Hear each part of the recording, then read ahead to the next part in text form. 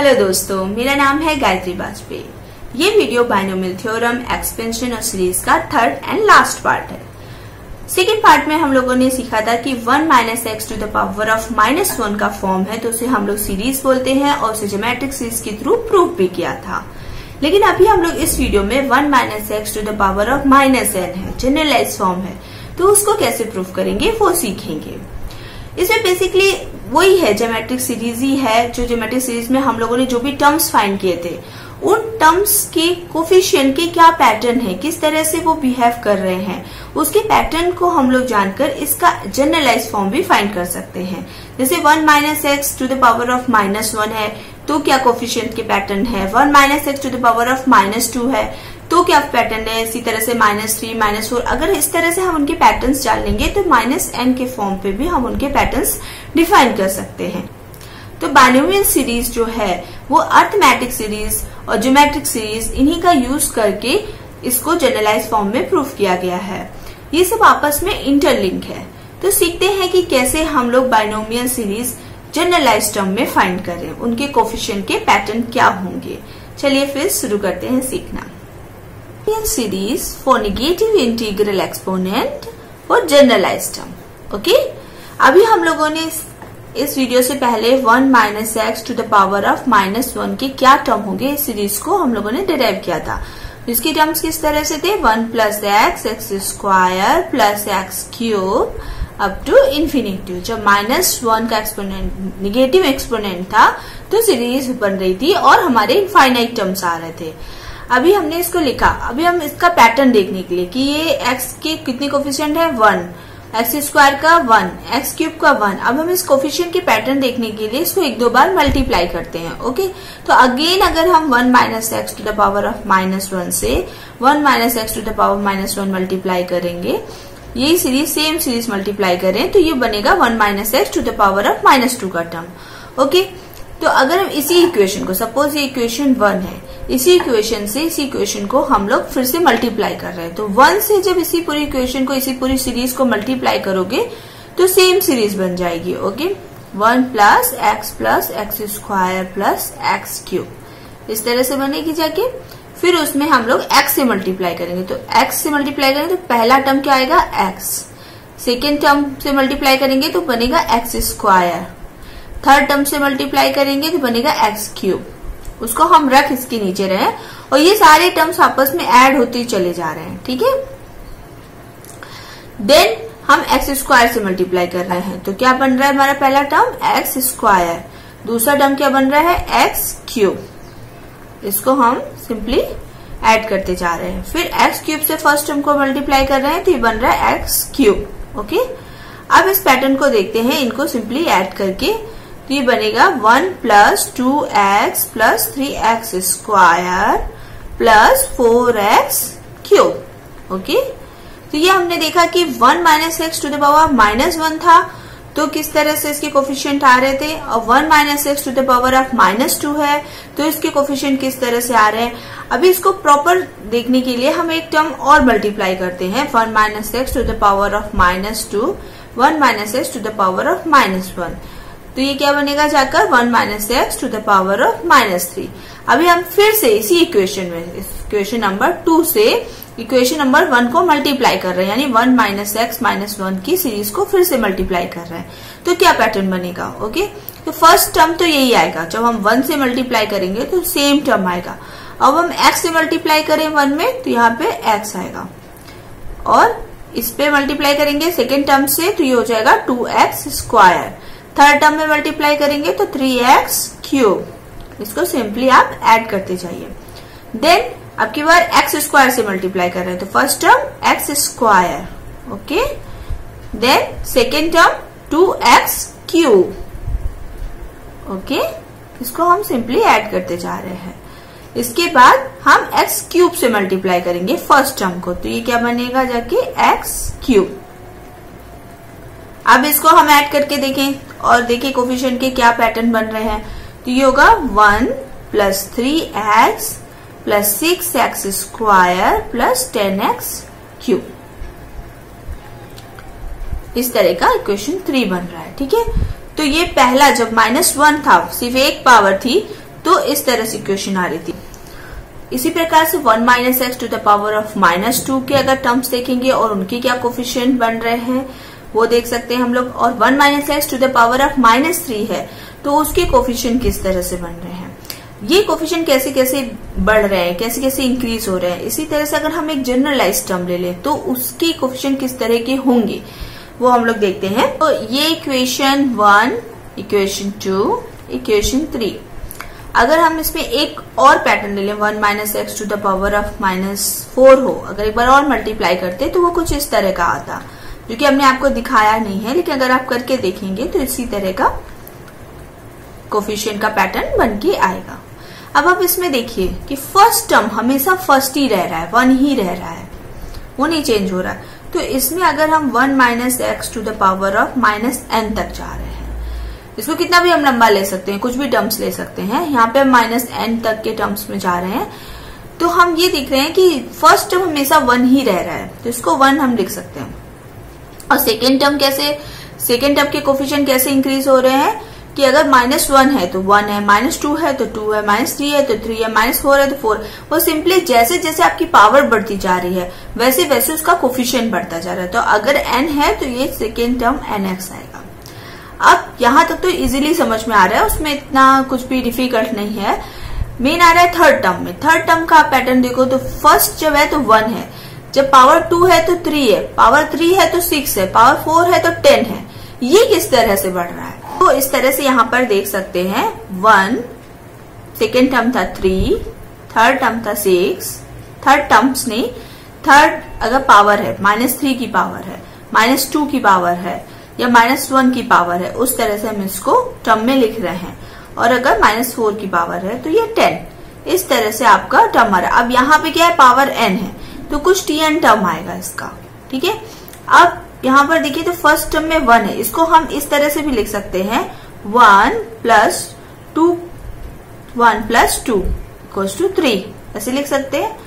इस 6 को कैसे लिख सकते हैं, 1 + 2 + 3 ऐसे लिख सकते हैं।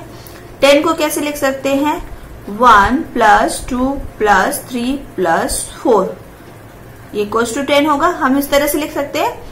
इसी प्रकार से आप जैसे जैसे टर्म बढ़ाते जाएंगे तो ये एक अर्थमेटिक सीरीज बनती चली जा रही है। जैसे जैसे हमारे टर्म्स बढ़ते जा रहे हैं, जब ये पावर 1 के लिए, पावर 2 के लिए, पावर 3 के लिए, पावर 4 के लिए, तो जो हमारी पावर n है माइनस में, तो nth टर्म क्या होगा, nth टर्म कुछ ऐसा हमें दिखेगा कि 1 + 2 + 3 + 4 + 5 + ऐसे करके बढ़ते जाएगा, है ना। वो इसका सबका एडिशन जो होगा वो हमारा nth टर्म्स दिखेगा अप टू n। तो इसका एडिशन क्या होगा, ये सिंपल एक अर्थमेटिक सीरीज है अप टू n टर्म।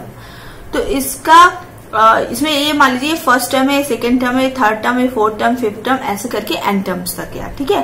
तो जो हमारा nth टर्म होगा वो सिंपल इन n टर्म्स का एडिशन होगा। तो हमें पता है अर्थमेटिक सीरीज जो होती है उसका एडिशन क्या होता है, अर्थमेटिक सीरीज का एडिशन क्या होता है, Sn = n/2 2a + n-1 × d। ये होता है n number of terms, a first term, d दोनों टर्म्स में क्या डिफरेंस है। और अर्थमेटिक सीरीज उसे कहते हैं जिसमें डिफरेंस हमेशा हमारा कॉमन होता है। तो इसमें अगर हम चेक करेंगे तो हमेशा डिफरेंस 1 है, इसमें 1 है, इसमें 1 है, 1 है, सब में 1 डिफरेंस है। तो इसको सिंपली इसमें पुट कर देंगे तो हमारा tnth टर्म निकल आएगा, ठीक है। तो tnth टर्म क्या होगा, n/2, फर्स्ट टर्म है 1 तो इसको सिंपली 2 लिख सकते हैं, n-1 डिफरेंस कितना है, 1 का ही डिफरेंस है। तो ये क्या सीरीज बनेगी, n/2 2 + n-1। तो 2 से 1 गया तो n+1 बचा। तो इसको हम अगर इधर लिखना चाहें n/2 n+1, ये आपका nth टर्म होगा। तो nth टर्म का जो कोफिशिएंट बनेगा x² का वो कुछ इस तरह का बनेगा, n/2 n+1 इस तरह का × x², ऐसा कुछ टर्म आएगा, ठीक है। अभी हम x³ के पैटर्न्स देखेंगे, x³ के कोफिशिएंट के पैटर्न किस तरह से वेरी कर रहे हैं। तो इसको अगर हम इधर लिखें 1 + 4 + 10 + 20 इस तरह से आ रहे हैं, कुछ tnth टर्म आएगा इसका। हमें tnth टर्म से मतलब हमें इसका nth टर्म कैसा होगा, तो इसको भी हम अगर एक्सपेंड करें तो इस तरह से लिख सकते हैं 1 + 3, ठीक है। 10 को कैसा लिख सकते हैं 1 प्लस 3 प्लस 6। ओके, 20 को कैसा लिख सकते हैं हम लोग 1 प्लस 3 प्लस 6 प्लस 10। अभी इन पैटर्न्स को देखो, इनके पैटर्न्स कैसे हो रहे हैं? इनके पैटर्न्स वैसे ही हो रहे हैं जैसे इसकी एक्स स्क्वायर के कोफिशिएंट थे 1 3x 1 3 6 10। इस तरह से थे कोफिशिएंट, उस तरह से कोफिशिएंट आ रहे थे। और इसका जो nth टर्म आ रहा था वो क्या हो रहा था? उसका nth टर्म जो बन रहा था वो था आपका n+1/2। इस तरह का टर्म बन रहा था। ये सेम टर्म जो मैंने कोफिशिएंट लिखा है ये nth टर्म था। अभी हमें इसके समेशन चाहिए, क्योंकि इसका nth टर्म क्या बनेगा? इसका nth टर्म बनेगा इस सीरीज का। ये सीरीज का जो nth टर्म होगा वो बनेगा ये 1 प्लस 3 प्लस 6 प्लस 10 ऐसे बढ़ती चली जाएगी। तो इसका जो nth टर्म बनेगा वो नॉर्मल अरिथमेटिक सीरीज का जो समेशन आएगा, यानी समेशन जो आएगा, जिसमें हम लिख सकते हैं n = 0 to n। इसका जो समेशन आएगा वो बनेगा जाकर इसका कोफिशिएंट, ठीक है, nth टर्म। अभी इसका समेशन मुझे फाइंड करना है, जिसको हम ऐसे भी लिख सकते हैं summation of n = 0 to n n² plus n/2। ठीक है, इसका समेशन अगर आप करोगे और 0 to n के लिए कर रहे हो तो वो समेशन आपका बनता है जाके n+1 n+2/6 2 × 3 ऐसा कुछ समेशन बनेगा। तो x³ का क्या कोफिशिएंट बनेगा n+1 n+2 डिवाइडेड बाय 2 × 3। और यहाँ पे अगर हम लिख दे 1 × 2 और यहाँ पे भी लिख दे 1 × 2 तो ये x³ का कोफिशिएंट होगा। ठीक है, इसी प्रकार से हम ये पैटर्न देखते हुए x4 का क्या बनेगा, जाके यहाँ पे n+1/2 था, यहाँ पे n+1 n+2/6 है। तो 6 क्या है? फैक्टोरियल 3 है एक तरह से। इसी प्रकार से हम x4 का निकाल सकते हैं। x4 का अगर हम निकाले तो क्या बनेगा, जाके n+1 n+2 n+3 divided by factorial 4 बनेगा, जाके 1 × 2 × 3 × 4। इस तरह से इसका x⁴ का पैटर्न बनेगा। सो इसी तरह से सिमिलरली अगर हम इसको इंक्रीज करते चले जाए, इसका आप एक टर्म और निकाल सकते हैं, x⁴ का टर्म भी निकाल यहाँ पर भी कर सकते हैं। और अगर आपको x⁴ के टर्म्स निकालने हैं तो वो इसका जो एडिशन बनेगा, जाके 1 + 4 + 10 इसका जो एडिशन है उसके टर्म्स में आएगा। तो वो आप अगर इसको प्रूव करोगे तो सिंपली एक पावर और n+3 हो जाएगा, n+3 डिवाइडेड बाय फैक्टोरियल 4। तो इसी तरह से अगर हम kth टर्म्स तक जाए तो kth टर्म्स तक जाएंगे तो ये बनेगा n+1 ऐसे करते करते जाएगा n+k-1। यहाँ पे जब क्यूब था 3 था तो यहाँ पे +2 तक गया था, जब 2 था तो +1 तक गया था, जब 1 था तो n प्लस में कुछ भी नहीं गया था, सिर्फ n का ही टर्म आया था। उसके बाद इसी तरह से 4 है तो 3 तक का टर्म्स गया था। तो अगर हम x⁴k तक जा रहे हैं तो उसका k का एक लेस टर्म आएगा और नीचे क्या आएगा फैक्टोरियल k, क्योंकि यहाँ पे देखिए आप क्यूब का टर्म था तो फैक्टोरियल 3 था, स्क्वायर का टर्म था तो फैक्टोरियल 2 था, और x⁴ का टर्म था तो फैक्टोरियल 4 था। हम इस चीज को प्रूव कर सकते हैं कि समेशन ऑफ n+1/2 कैसे n+1 n+2/6 हो गया। और ये जो हमने इससे पहले दिखाया था कि आपको 1 + 2 + 3 था, वो सिंपल अरिथमेटिक सीरीज थी और उसका एडिशन ये का फॉर्मूला कैसे है, उसको इसको इसके समेशन को, इस तरह के अगर टर्म्स हैं तो इस तरह के टर्म्स को अगर हम सम कर रहे हैं 0 to n तो वो उसका एडिशन ये बनेगा, जाके इसको हम प्रूव कर सकते हैं। ओके, तो हमें प्रूव करना है कि समेशन n = 1 से n तक जा रहे हैं और ये n+1/2 का क्या फॉर्म बनेगा, कि इसका एडिशन क्या आएगा। तो इसका अगर हम फर्स्ट टर्म निकालें तो फर्स्ट टर्म क्या बनेगा, इसका फर्स्ट टर्म अगर n = 1 पुट कर रहे हैं तो ये 1 + 1 = 2/2 = 1 बनेगा। ठीक है, सेकेंड टर्म निकालें अगर 2 पुट करते हैं तो ये हो जाएगा 2 कैंसिल आउट हो जाएगा, ये हो जाएगा 3। इस तरह का कुछ टर्म बनेगा जो कि हम लोगों ने देखा अभी 1 + 3 + 6 + 10 इस तरह का टर्म बन रहा था। अभी इसका हमें nth टर्म निकालना है। nth टर्म निकालने के लिए हमें इन सारे टर्म इसका समेशन करना है ना। तो उसको समेशन कैसे करेंगे, समेशन करने के लिए, क्योंकि अभी हमें जो इसका nth टर्म होगा वो कहीं ना कहीं यहाँ n इनका समेशन होगा, nth टर्म्स tn टर्म जो होगा वो इनका समेशन होगा जब हम लोग एक्स क्यूब के कोफिशिएंट निकाल रहे थे। ठीक है, तो अभी इसका समेशन कैसे करेंगे, ये जो भी partial sum of n term आ रहे हैं इनका समेशन कैसे करेंगे, तो इसके लिए हम यूज करते हैं टेलीस्कोपिक सम।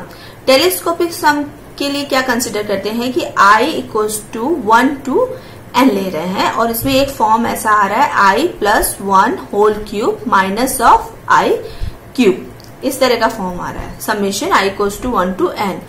इसके थ्रू हम लोग इसको सॉल्व कर रहे हैं। ठीक है, तो अगर हम i इक्वल्स टू 1 2 3 4 ऐसे पुट करते चले जाएं तो i इक्वल्स टू 1 के लिए क्या बनेगा 2 क्यूब माइनस 1 का होल क्यूब, 2 के लिए क्या बनेगा 3 होल क्यूब माइनस 2 का होल क्यूब, 3 के लिए क्या बनेगा this is 4 whole cube minus 3 whole cube. इस तरह से इसको अगर हम बढ़ाते चले जाएं और यहाँ पर हम लाएं n प्लस 1 का होल क्यूब और यहाँ पे बनेगा जाके n होल क्यूब और एक पहले का टर्म ले लेते हैं, तो पहले का टर्म लेंगे तो यहाँ पे बनेगा n प्लस n का होल क्यूब और यहाँ माइनस n माइनस 1 का होल क्यूब। ठीक है, तो अगर हम इन सारे टर्म्स को सिंपली समेशन करना है ना तो हम इन सारे टर्म्स को ऐड करते हुए चल जाएंगे, तो 2 क्यूब से 2 क्यूब कैंसिल हो जाएगा, 3 क्यूब से 3 क्यूब कैंसिल हो जाएगा, इस तरह से 4 क्यूब यहाँ पे टर्म होगा उससे कैंसिल हो जाएगा, n माइनस 1 इधर एक प्रीवियस टर्म होगा उससे कैंसिल हो जाएगा, n क्यूब इससे कैंसिल हो जाएगा, यहाँ पे सब बीच में माइनस आएगा,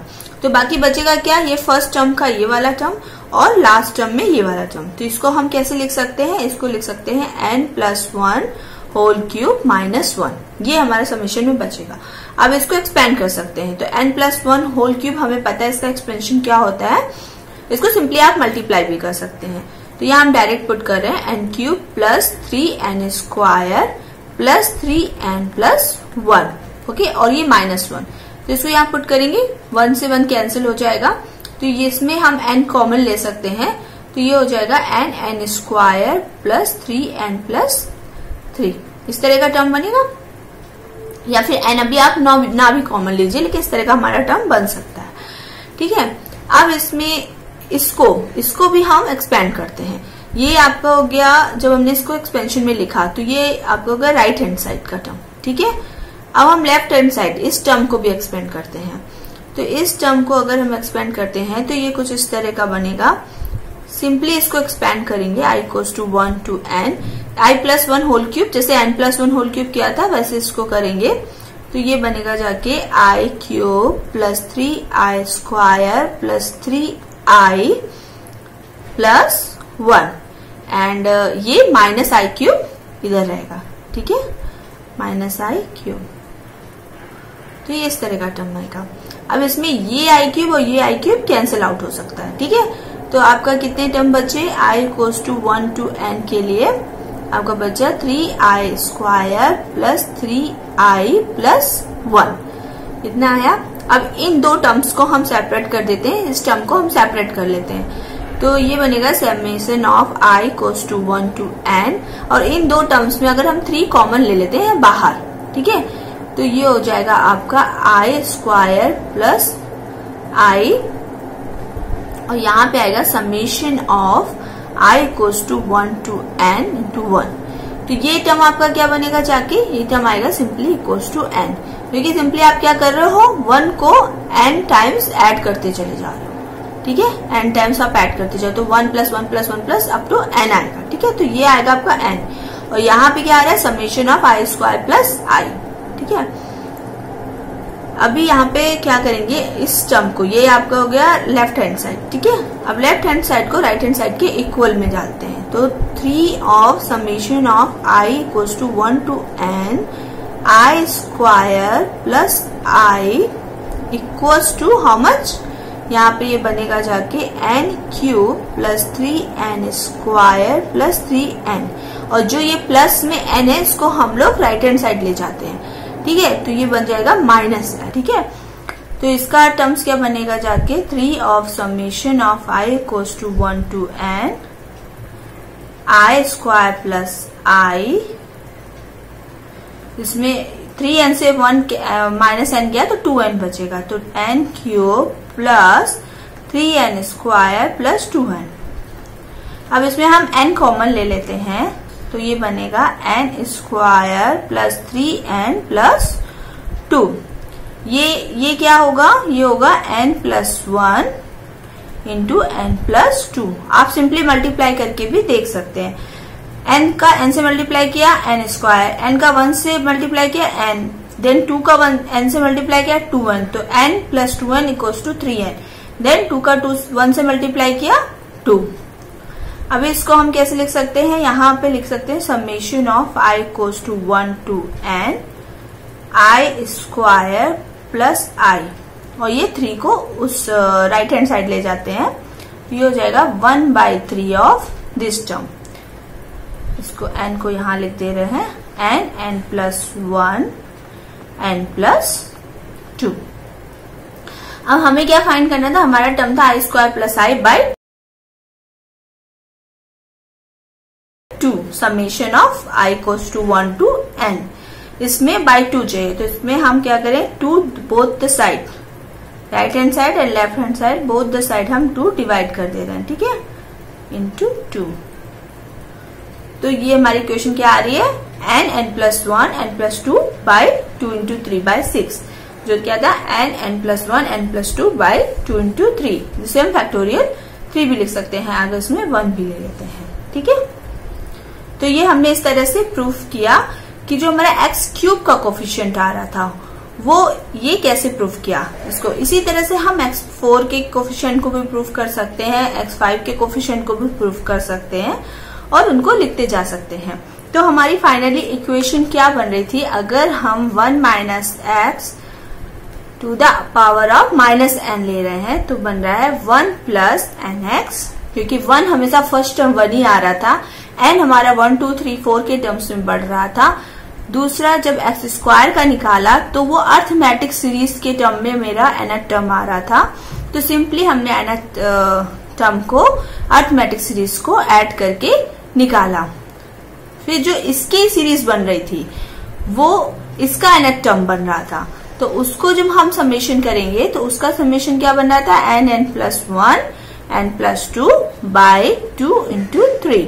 अब इसमें भी 1 इंटू 2 कर सकते हैं, इसमें 1 इंटू 2, तो ये एक्स क्यूब। इसी प्रकार से अगर हम के टर्म तक जाएं तो के टर्म हमारा बन रहा था n प्लस 1 n प्लस 2। यहाँ पे जब क्यूब है तो यहाँ पे 2 तक आया, अगर हम के टर्म तक आ रहे हैं तो ये एक कम टर्म तक जाएगा, अगर x to power of k है तो k माइनस 1 तक जाएगा, डिवाइडेड बाय, अगर क्यूब का पैटर्न था, क्यूब का टर्म था तो यहाँ पे भी फैक्टोरियल 3 ही था, तो यहाँ पे अगर x to power of k का टर्म है तो यहाँ पे फैक्टोरियल k होगा। तो ये हमारा हुआ जनरलाइज्ड फॉर्म, और ये अप टू इंफिनिटी तक जाएगा। ये हमने सिर्फ k टर्म निकाला है, लेकिन ये हमारी सीरीज बनेगी और ये अप टू इंफिनिटी तक जाएगी। तो अगर जो ये k टर्म है, इसके जो k टर्म है उनको हम बोल सकते हैं partial sum of k term of binomial series, ठीक है। तो बाइनोमियल सीरीज का ये k टर्म का पार्शियल सम होगा, बाकी ये सीरीज हमारी इंफिनिटी तक जाएगी। वो हमने प्रूव किया था कि 1 minus x to the power of minus 1 है अगर, तो वो हमारा समेशन ऑफ इन्फिनिटिव टर्म था, जो कि हम लोगों ने ज्योमेट्रिक सीरीज के थ्रू प्रूव किया था, और वो हमारा जा रहा था इन्फिनिटिव तक। जब हमने n की वैल्यू इन्फिनिटिव पुट की थी तभी इस तरह का टर्म आ रहा था, और वो था समेशन इन्फिनिटिव टर्म का समेशन था, इसलिए ये हमारी सीरीज इन्फिनिटिव टर्म्स तक जाएगी, ठीक है। तो इस तरह से हमने जनरलाइज फॉर्म भी निकाला, ये सिंगल फॉर्म निकाला था ज्योमेट्रिक सीरीज के थ्रू, जनरलाइज फॉर्म निकाला इनके कोफिशिएंट के पैटर्न्स को देखते हुए, तो ये जनरलाइज फॉर्मूला आया। तो इस तरह से हमने इसका जनरलाइज टर्म फाइंड किया। अगर आपको इन तीनों वीडियोस में binomial theorem, binomial expansion and binomial series की किसी भी वीडियो में, तीनों वीडियो में अगर आपको कोई भी कंफ्यूजन हो तो प्लीज आप कमेंट बॉक्स के थ्रू हमें पूछ सकते हैं, हम उसका रिप्लाई कर सकते हैं। अगर आपको कुछ स्पेशल कंफ्यूजन है तो हम उसका सेपरेट वीडियो बना सकते हैं, और अगर आपको कोई पर्टिकुलर प्रॉब्लम है, प्रॉब्लम सॉल्व करनी है तो उसके भी हम वीडियो बना के दे सकते हैं। तो अगर आपको कुछ ऐसा प्रॉब्लम है तो प्लीज कमेंट बॉक्स के थ्रू कमेंट करके हमें पूछ सकते हैं। और okay, thank you very much for listening.